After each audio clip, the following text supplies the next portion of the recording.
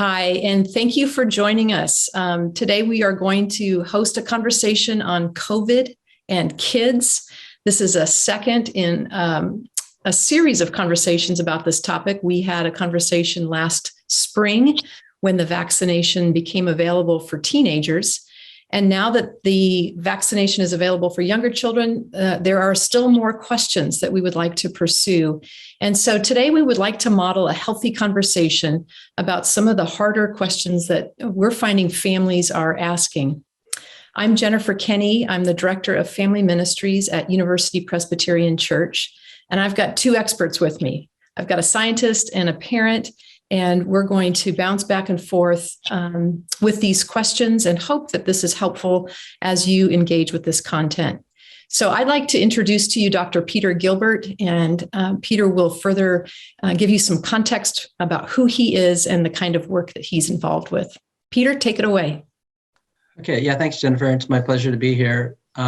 So a little background on myself. Yeah, I'm a professor of biostatistics at the University of Washington and also the Fred Hutch.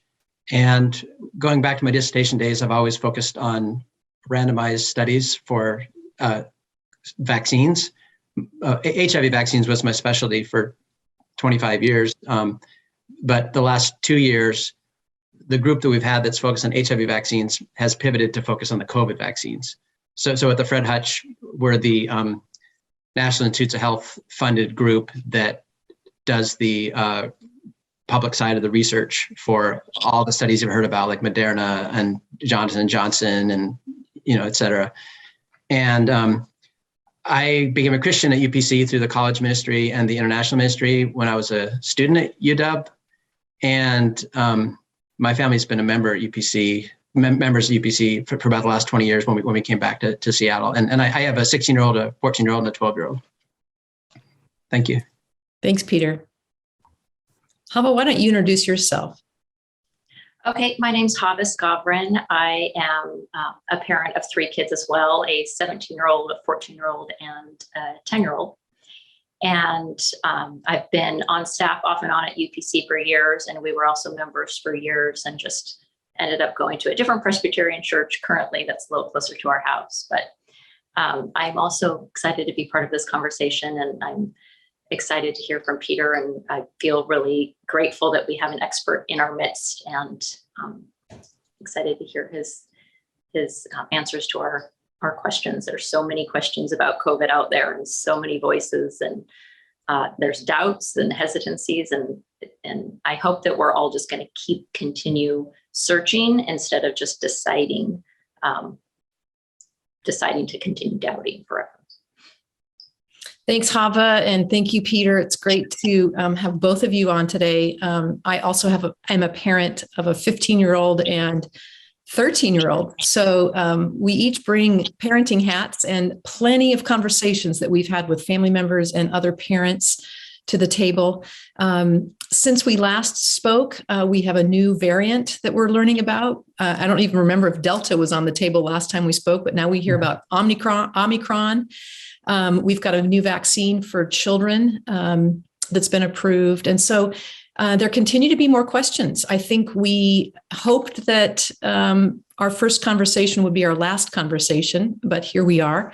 And Hava, I'm wondering if you can start us off with the first question. Yeah, and some of these questions are things I am questioning, and some of them are from friends and family that are hesitant. So that's where the collection comes from. So the first one is wondering why we are giving a vaccine to people that was created for a strain from a year ago. And isn't that kind of like giving a flu vaccine from years ago? And is it effective? Yeah, thanks. And before answering that, I want to acknowledge Ryan Anderson. He's a neighbor that posed some of these questions to me as a parent that was wrestling with whether to vaccinate his 11-year-old. So thanks to Ryan. And I also just want to mention that I think many of you know the NIH director, Francis Collins, is a Christian. And he has been one of the leaders on the public side of the COVID vaccine research. And it just happens to be that, for the work that our group has been doing for the last 2 years, finally, our most important paper got published in Science last week. And Dr. Collins is blogging on that today. So it's kind of interesting timing that if you want to learn more about what we've been doing, and this is a broad network of researchers, if you go to Dr. Collins' blog, you can learn about it. So the question, yeah, what we know that SARS-2 keeps on evolving, especially with Omicron, which is a pretty big genetic shift compared to what we've seen with Delta and other variants. And so how come we're not putting in a new strain to the vaccine? Well, part of the reason is there's solid data showing that the vaccines that have the original Wuhan strain in it do work well against all the variants. This has been shown directly from effectiveness studies, looking at hospitalization rates in vaccinees versus people that didn't get the vaccine, demonstrating that the effectiveness of the vaccines holds up against Delta and against other variants. And also we see this in the immune responses. We see that the responses that these vaccines induce recognize all the strains. They're a little they have some abrogation of their capacity to kill the virus, like maybe threefold less against Delta than against the original strain from Wuhan. But threefold less is a small enough reduction that the vaccine still is able to kill the virus and work effectively. Now in the longer term, yes, it's possible we will need a system like is done for flu. And so one of the research questions that we're studying and many groups are studying right now is how much does the vaccine efficacy wear off against Delta? And then, very intensively now we want to look at that question for Omicron. And, if we learn that, yes, the vaccine starts to fail, that it can't recognize these variants, then indeed we'll definitely move to a system where we're going to start putting in new strains of the virus into vaccines to give better protection. And a helpful thing about the mRNA technology with the Pfizer Moderna vaccines is it's easy to swap in a new strain because with that technology you just need the sequence of the new strain and you put it into the technology and then you're done. It's a very plug and play type of system. But I also want to mention that we didn't want to immediately move to vaccines that had new strains in them, because that would be setting a precedent for an industrial system where we need every company that makes a vaccine to, basically intensify or magnify their manufacturing process, which is an expensive process, and the taxpayers would be paying for a lot of that. So we don't feel like we want to, invest billions of dollars in changing the strains as a routine thing until we have the evidence that it's worth the money, basically, worth the investment. But in the meantime, some of the companies are studying their vaccines that have a new strain in them to hopefully be ready in this event that we do have to switch to a system where we put in new strains.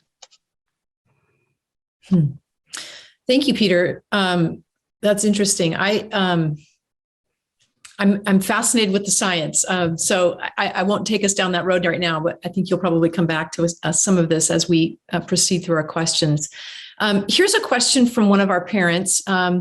And he asks, why is there such a concerted effort to get everyone vaccinated to the negation and suppression of all kinds of other treatment and preventative measures?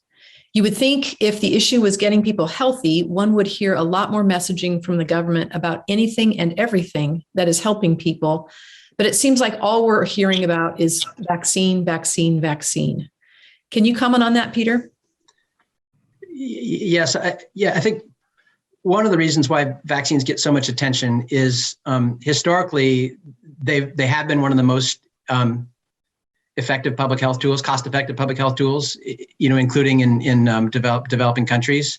So they tend to be cost-effective in countries without many resources. And also, there's been many vaccines that have been amazingly effective. Like you look at measles vaccine, where you only need one immunization and you have lifetime protection. You don't even need a boost. So it's basically like one injection and it's perfect protection for your whole life. So the cost benefit is the calculus is very much in favor of the vaccine is incredibly valuable. For SARS-2, it is a little more debatable because we're seeing that effectiveness wears off over time. We need some boosters. We might need to change the strains, and there's some costs that go into all these processes. So it's a little less obvious, that we're going to get massive wins out of vaccination. But that being said, based on the phase 3 studies that, because they're randomized and they're blinded, they're very rigorous ways to get evidence. We do know for certain that these vaccines are very good at preventing disease and death over a 1 or 2 year period, and we know they're the most cost effective biomedical intervention for preventing disease and death. So I think that's the reason why I get so much attention. But also I would agree with the the question, the person, the interlocutor that we should be thinking about other things too. We shouldn't only focus on vaccines, but basically anything that'll help we should consider. And there is I think many know that there's good news that now there's a pill that people can take that get infected with SARS-2 that works pretty well. And there's also monoclonal antibodies that work for both preventing infection and for kind of ameliorating infection after one gets infected. So the U.S. government has funded those studies too, and again there have been some successes that with things being available for treatment for people. So maybe there needs to be more communication about those additional helpful measures. Sure. Yeah. Thank you. Another person asked a question about pregnant women, and I think this is something that some of us are hearing, and the safety of giving the vaccine to pregnant women, given that the trial period was only about 2 months long and it didn't include pregnant women. Can you speak to that sample size not being included, and then why would we give the vaccine to pregnant women? Yeah, so by now there have been tens of thousands of pregnant women that have been given these vaccines, and there's been studies that have compared the rate of complications for the pregnancy or of outcomes of miscarriage or complications with the birth, et cetera, comparing the people vaccinated and people unvaccinated. And like the UK Health Security Agency had a study of 350,000 deliveries, and they found that vaccination didn't elevate the rate of stillbirth, premature birth, low birth weight, or miscarriage. And there's a variety of studies like that coming out with a lot of data behind them. And I think that the nature of vaccines is such that they generally are pretty safe. And it's because what they do is they basically teach the adaptive immune response to recognize a new pathogen. And so B cells and T cells get made, and the only thing they can do, like a lock and key mechanism, is see like a SARS-2 virus, and that's really the only thing they're able to do because the adaptive immune system is very, very specific, lock and key. So kind of off-target effects or bystander effects don't happen so much with vaccines. So it's yes, indeed, there needs to be long-term follow-up to be vigilant to study safety problems. I think the reason why there have been recommendations to get pregnant women vaccinated, even though we don't have years of data, is because pregnant women are actually a vulnerable group for COVID because they have higher rates of disease. And also they're at risk of complications of their pregnancy and problems to their babies. So that means just like older people and immunocompromised people, like cancer patients, are a priority group for vaccination. Pregnant women, in a sense, need the vaccine even more than other people. And there's also a history of biomedical research that has somewhat left out pregnant women. And then you look at ethics documents like the Belmont report in 1974. One of the ethical principles is justice, which basically means that for research studies, this principle of justice says that it's helpful to represent different vulnerable groups in the research, whether that's children or pregnant women is one of those groups, so that group can benefit from the learnings of the research. So there's been kind of some people have really pointed this to be a problem, that there's been a shyness to study vaccines and other things in pregnant women, out of abundance of caution, which makes sense from a certain perspective. But then from the other perspective, then what's happened is pregnant women have not received the benefits of some of these vaccines early enough. And then they've suffered the consequences of more disease and more complications and more problems for the babies. So for COVID vaccines, I feel like this is one of the first vaccines for which there was a bit more emphasis on trying to include more pregnant women earlier, so that they and their babies could benefit from the vaccines earlier. Thank you. Hava, did you have a question? No, I think the lock and key part of that kind of answers the fertility questions in general. Yeah, that's an interesting, I think that's an interesting point that we don't hear too much about, is the lock and key and the specificity of the vaccine to do one thing and one thing only. It's interesting. Is there, and maybe if you're not an OB, so you don't, this isn't your specialty, but there's, is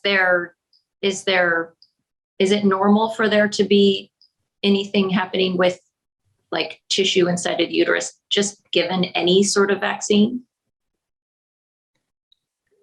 Yeah, it's true. I'm a statistician and not an OB, so my knowledge is going to run out pretty fast. Yeah.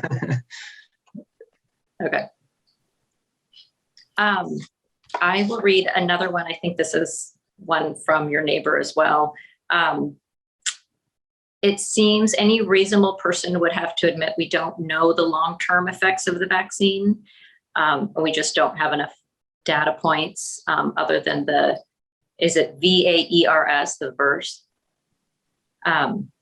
So in light of this, why would we think it's okay to give it to kids 5 to 11 when they're such low risk?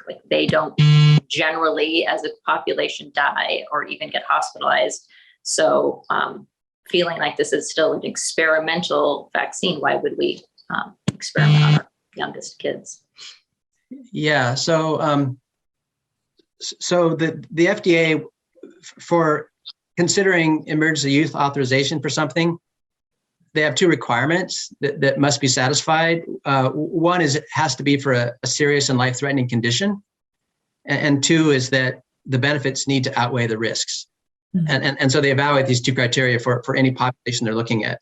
And for 5 to 11-year-olds, there have been 10,000 kids hospitalized with COVID, and about 100 died in this country. So there is some burden of serious disease in this population. And there's about 2 million, children in this age range in our country. And so, over the last month, the advisory committees, have been discussing these two criteria. And basically the advisory committees have concluded that both criteria are met. Because the data for the Pfizer vaccine are compelling that the vaccine does prevent severe COVID in kids this age. So basically, it's knowledge now that if a large number of 5 to 11-year-olds are vaccinated, then you'll have fewer that end up with hospitalization or death. It's true. In the scheme of things, it's a small absolute number, but it's still there. There's real benefit there. And then the other reason to give it to 5 to 11-year-olds is because they can, transmit the virus to more vulnerable people that do have a higher burden of serious COVID and hospitalization. So it's really those two reasons. And for safety data, it's very important, obviously, to collect those data and to continue to collect those data And so far, everything has looked like a good safety record. And historically, vaccines have had good safety records in kids. I actually kind of like the metaphor of seatbelts for thinking about pros and cons of vaccinating children in this age group, because seatbelts are something for which, if you imagine, if the whole country had their kids in seatbelts, then you're going to end up with less kids, hospitalized or died from car accidents than if you have half the country with seatbelts, right? That's known. But then there's going to be rare cases where the seatbelt might cause a problem. I think it's a little bit like that with vaccines. So like on a population level, if you get very large numbers of children vaccinated, you're going to have far fewer hospitalizations and death across the whole country than if you didn't vaccinate the children. You'll probably have a very small number that might have to deal with myocarditis or and those are kind of the very unlucky people that somehow the seatbelt caused a problem. But from a public health point of view, if the goal is to maximize life across the whole population, then it's rational to vaccinate the kids. But I think because it is low risk for the kids, I don't feel dogmatic about it. I feel like they're, it can still be a pretty, in my head, it's a pretty reasonable thing to consider not getting your child vaccinated. And part of the reason being, the humility of we don't know everything yet. Like for example, we know that getting infected with SARS-2 does provide immunity. Like that in itself is going to protect people from future infections and disease with SARS-2. And so we just can't say with certainty that the best thing to do for a child is get them vaccinated, because it might be, if we think of the horizon of the next 10 years, if our child happened to get infected, it would probably be a mild infection and it would probably give them some immunity. So it might help the child, and also they might not be able to transmit to their grandparents, because of that immunity caused by the infection. And so right now we're still learning exactly how immunity works that's created by vaccine, that's created by a natural infection, and that's created by the combination of vaccine and natural immunity. And one thing I think we have learned is that if you've been infected and you get the vaccine, then your immunity is really great. It looks like it's spectacular immunity. We've seen that in some studies. So partly I'm just saying that trying to have humility, like one can come up with reasonable ideas of other ways to protect a child and the community, other than just getting them vaccinated. It's not quite that black and white. Thank you, Peter. It's helpful to hear your thought process and also your thinking around risk assessment. I think that's another helpful tool as we think about this. I think there was a follow-up question about the impacts. You touched on myocarditis and that sort of showing up in, I don't know the numbers, but some kids. How much of a red flag does that raise in the medical community or scientific community when those reports happen? Are they sort of that statistical anomaly as you talked about in the seatbelt analogy, or is there enough concern that is causing the scientific community to pause and to consider those impacts? Yeah, so I think it's real that the vaccine does cause myocarditis at a very low level, especially in like teenage boys or something.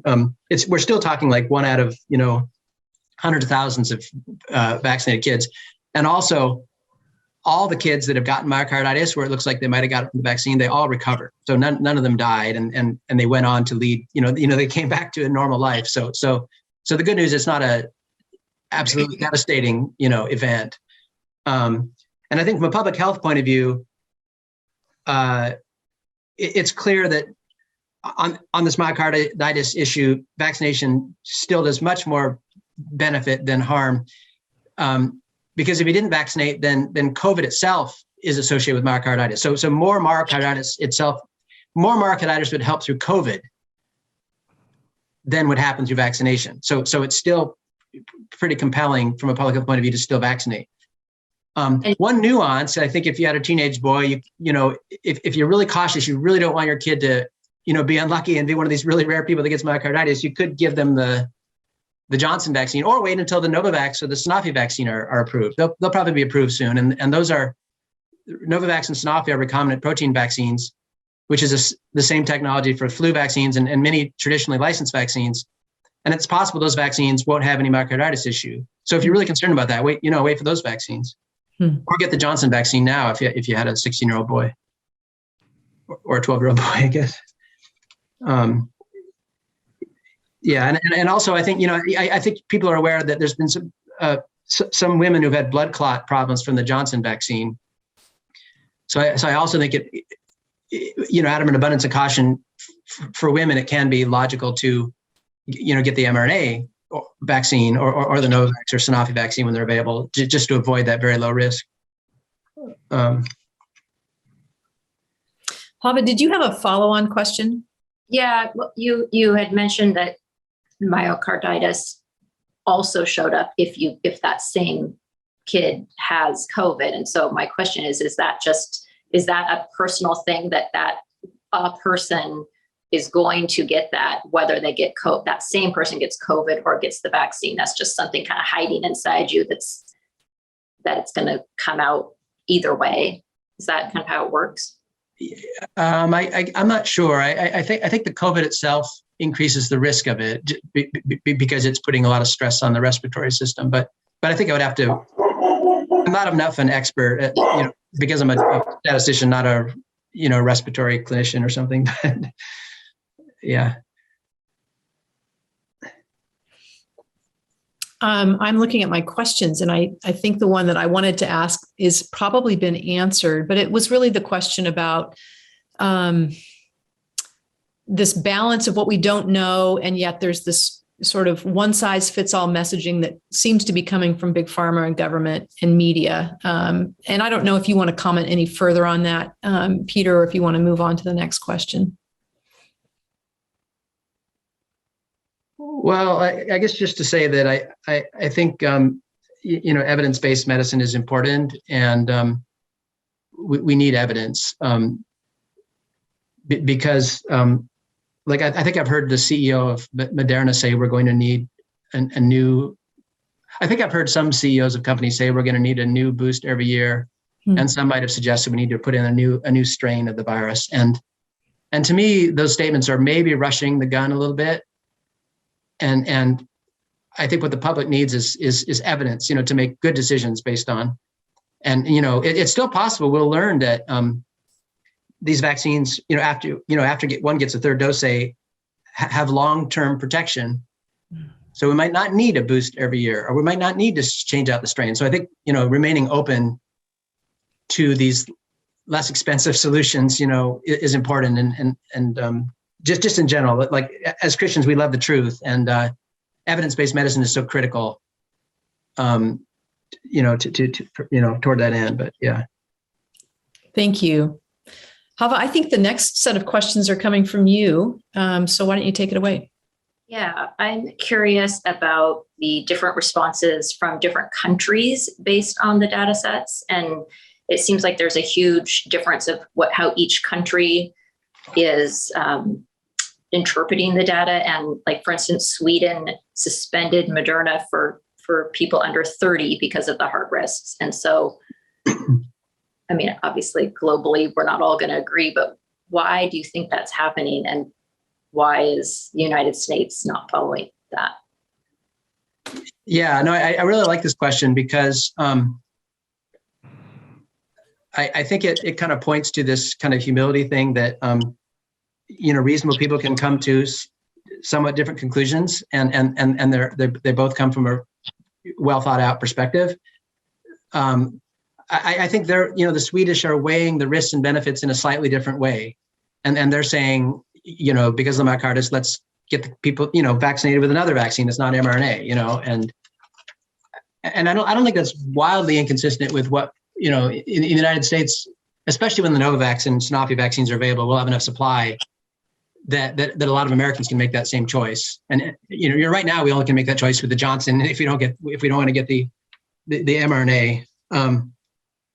But there's another example that I want to mention where different countries come to different conclusions, and I just think it's a case of agree to disagree, and it's fine. It's not a problem really, and that's chickenpox vaccination.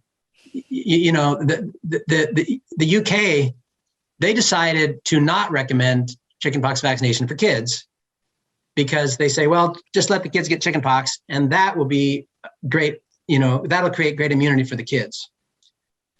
And then the US, does recommend chickenpox vaccine for kids. And to me, they're both right. It's just a bit of a nuanced interpretation of risks and benefits. And the reason I like this question is because as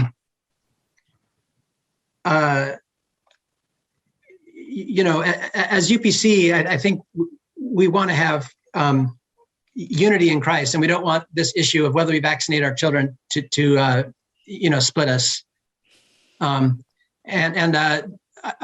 We've been studying Immerse, right? With the UPC, led by Susanna Hoke. And so I've been part of the studying Immerse. And so far we've read the Gospels and we've read, I think, all of Paul's letters. And, a couple of themes come out of Paul's letters. He basically love your neighbor, but he's very concerned with unity. And he spends so much time talking about like the Jewish Christians and the Gentile Christians, and teaching the Jewish Christians that they need to welcome the Gentile Christians, even if they disagree on certain Jewish customs like circumcision. He says it like in letter after letter after letter. And for example, in Galatians 3:28, where Paul writes, "There is neither Jew nor Gentile, for you are all one in Christ Jesus." So I think of this verse similar to vaccines. Like if we think of the Jews or Gentiles as people who get their children vaccinated or not vaccinated, I don't want to make the dividing point. We're one in Jesus. We're one in Christ Jesus. So I want to make that point, but yeah.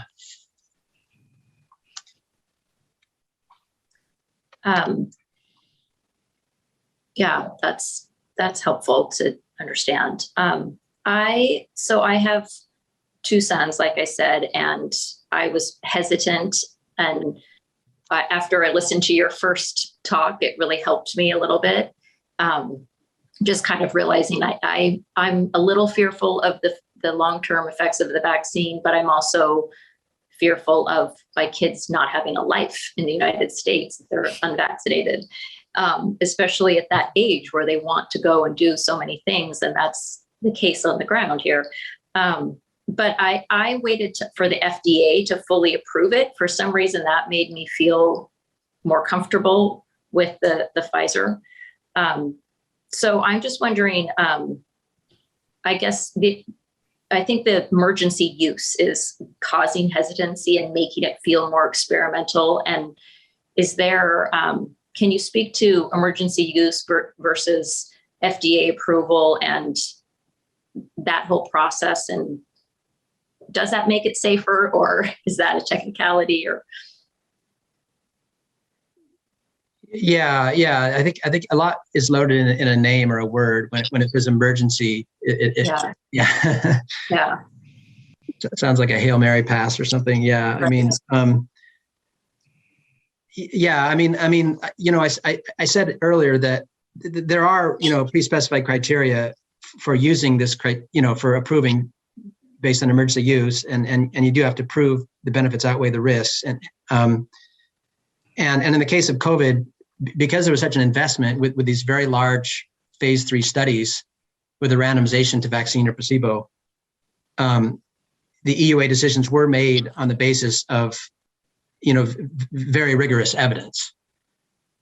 So in other words, there was a very strong case that the benefits outweigh the risk, even short of approval. what happens with approval is basically the FDA requires complete verification of everything. Like the FDA statisticians will rerun the data analysis, and they'll look at every single safety event, like at an individual level, reactions to the vaccine or reactions to the placebo.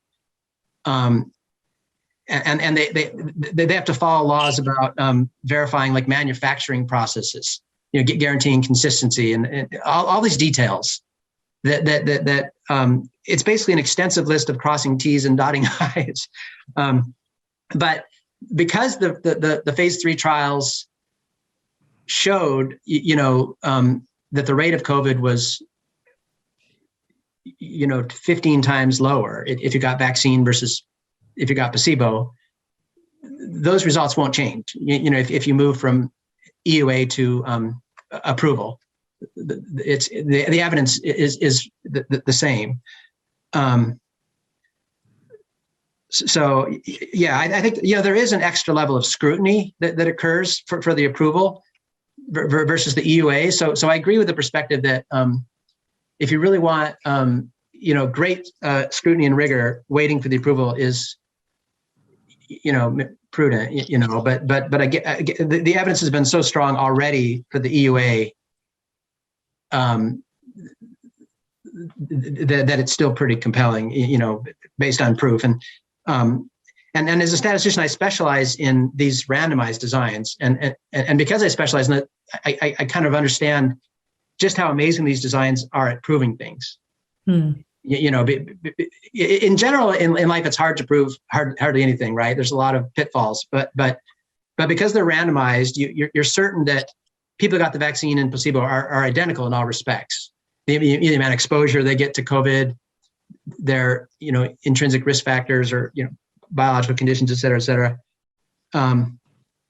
and they're double blinded, so no one knows whether they got vaccine or placebo. So that means their behavior of getting exposed to COVID can't differ depending on what you got. And then the people that do the evaluation of safety events and COVID events, they're blinded too. They have no idea whether they're interacting with participants that got vaccine or placebo. So all those factors combined make these large randomized studies the gold standard for evidence-based medicine. So when we see the results from the studies, they're compelling. The non-randomized studies are different. There you have lots of opportunities for bias, and so one has to be circumspect in being careful. Being extra careful in interpreting results. But the fact that the U.S. invested in these 5 large-scale randomized, double-blind, placebo-controlled trials, and we're seeing these consistent results of high levels of protection across all these studies is pretty amazing evidence. Yeah. Globally, Peter, do other countries utilize that same process, or do you find that on the global scale it differs country to country or region to region, say the EU? Do you all lean on each other's data, or how does that work? Yeah. The regulators talk, and there's lots of open forums that, so yeah, I've been in lots of meetings convened by like the Gates Foundation or the World Health Organization or COVAX, CEPI, all these different international groups that focus on vaccines. But yeah, I think there's a process where everyone tries to show everyone what they're doing. And roughly it's the same, like, but both all the places know that the randomized placebo-controlled design is the gold standard for evidence. And that's universally accepted as the right, the best way to get evidence. There can be slight nuance differences that some countries can be more aggressive to approve a vaccine before you have this gold standard evidence. There was one case of that in Taiwan where they approved a COVID vaccine based on comparing its antibody levels to another approved vaccine. But generally, we've been able to get these data from the phase 3 trials that's rigorous. So kind of those are the data that all the regulators around the world have agreed on are compelling. Yeah. Thank you.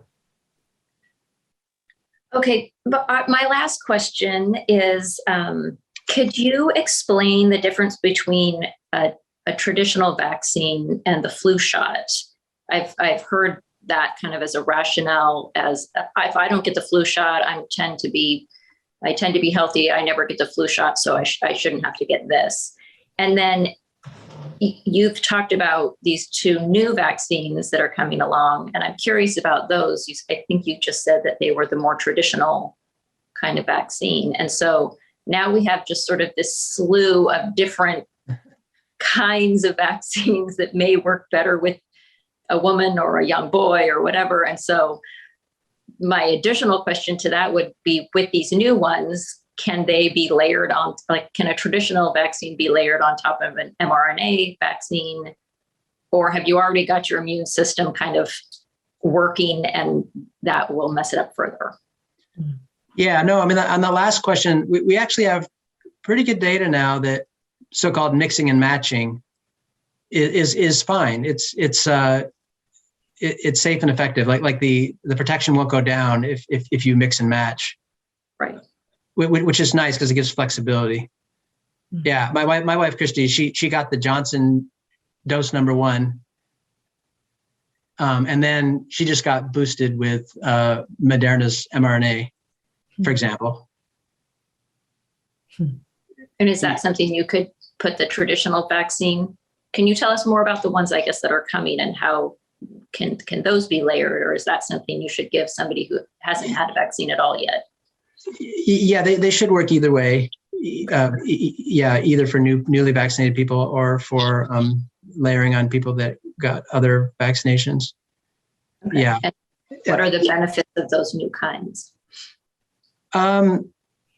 We're still working it out. Like, the last study is still ongoing. The Novavax phase 3 did release its results, and it had like over 90% protection, similar to the mRNA vaccines. I guess you could say its advantage is track record. Like these recombinant protein vaccines have been given to virtually all ages of people, for decades, with the same type of manufacturing technology. So I think for people that have concerns that, well, the mRNA technology is new and we don't have a long track record of safety, I can see it could make sense to get one of the protein vaccines because there's more experience with them. Because like Sanofi is the one that makes the company Sanofi makes the inactivated flu vaccine, and now they're doing a study of the COVID vaccine. My group is very active right now, analyzing data from that study.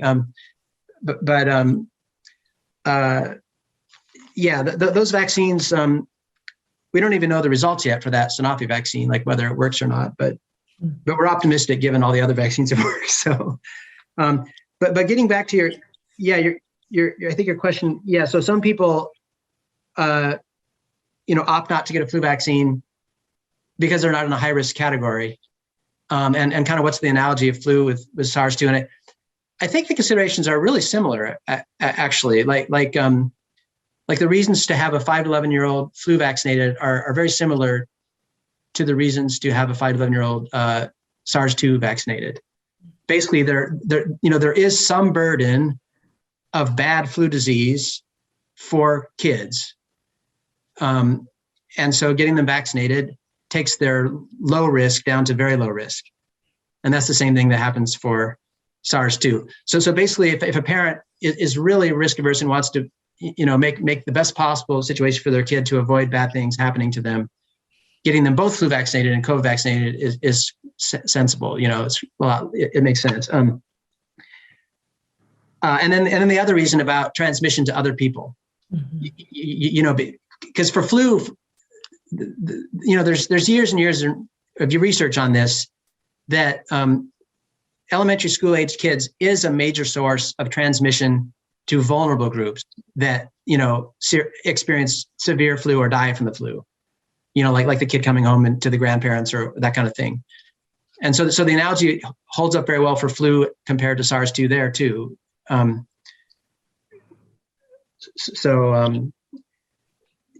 actually the burden of COVID disease in kids, 5 to 11-year-olds, looks actually pretty similar to their flu burden.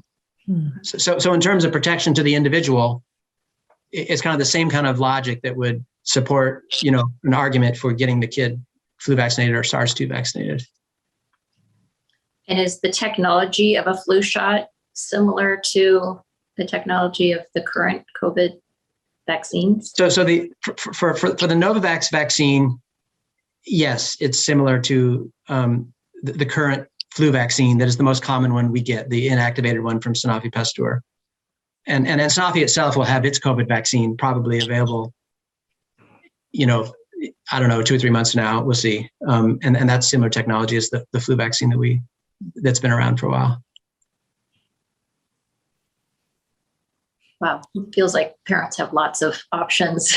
The thing that I think is the pressure is just culturally, what can you do if you don't have a vaccine, and how that starts to come into play. And then that gives you pressure as a parent of how long you can wait and things like that. So. Yeah, you mentioned There's no answer to that. Yeah, no, you mentioned the practical issues. Like in a way, getting vaccinated just makes life simpler, because then if you travel or go to certain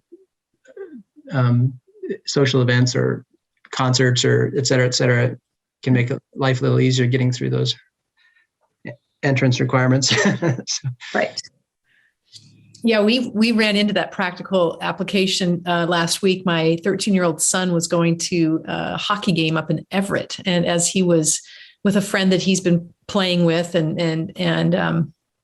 as he got into the friend's car, I realized, oh, you need your Vax card to go with. They might require that upon entrance, and as a parent, that's a new checklist item for us to think about, is that, as our kids are involved in sports or even social activities, that them being prepared, there are these gates now that are in place for their participation that weren't in place, 2 years ago for certain. The one thing I wanted to close us with, and I really appreciate both of you for being on and holding this conversation. I'll re-articulate that one of our goals is to have what seems to be sometimes a hard conversation in a way that's respectful. I think we've raised some of the issues that have been sparks in our culture around dinner tables and around gathering points, why we'll get vaccinated, why we don't get vaccinated.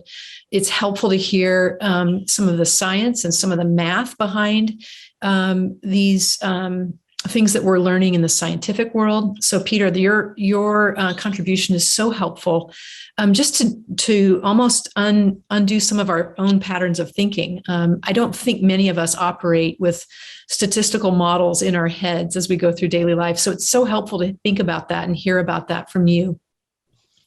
But one of the things that I think tears at me, breaks my heart, is hearing of families who are divided and broken as a result of the division.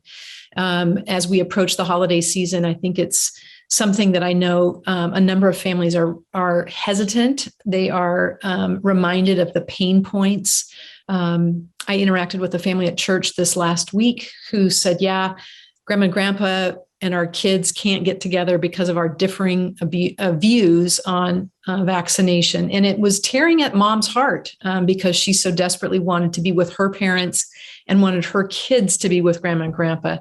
And so I think there's just this need for us to be mindful of unity. And Peter, I'm glad that you referenced what we're reading in the scriptures, this call to unity when we disagree. And we have to work at it, and it's not easy.